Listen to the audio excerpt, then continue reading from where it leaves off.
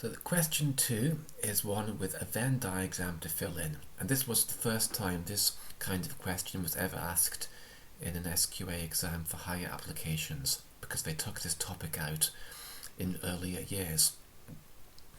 So the first thing to note is that you are not simply taking the numbers from the question and writing them on the chart, which is what many people do.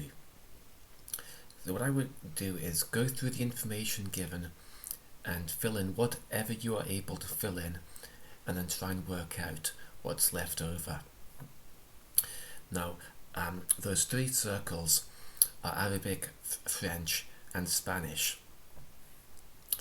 The overlap is, this represents the students that took all 3. So that's the 31 that studied all 3, and that's going right in the middle where they all overlap. And I like just to tick off these statements to know I've used that information. 34 study French only. So that's going to be the space at the side, most of the circle for French. You would write the number 34 in there. And again, we tick that off.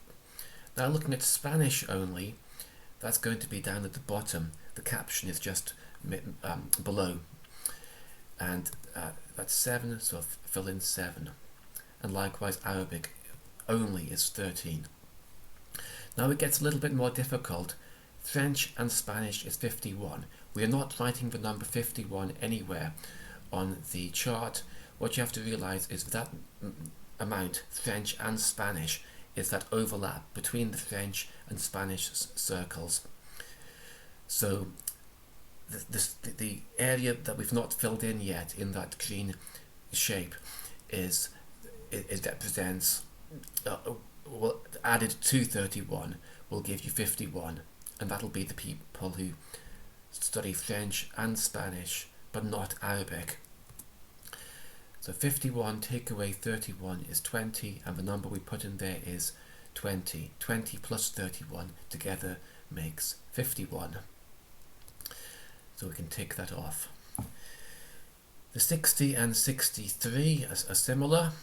Spanish and Arabic is that yellow circle. 60 take away 31 is 29. And finally 63 for French and Arabic, possibly Spanish as well. So we take away the 31, and those who are studying Arabic and French but not Spanish, number 32. And finally, don't forget there is a number on the outside of all of these circles, which are those that study no languages, and they will go in, as long as you put that number inside the large rectangle, then it's representing those that are not in any of the categories. So that is the complete Venn diagram filled in. At part B, the probability a student studies Spanish and Arabic but not French. So we will need to look at the Venn diagram and pick out that category.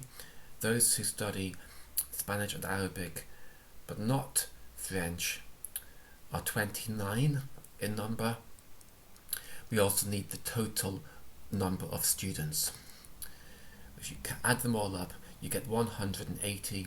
The probability we can express as a fraction as 29 over 180, which doesn't simplify as a fraction. You could give that as a decimal or a percentage if you wanted to. And that's that question finished.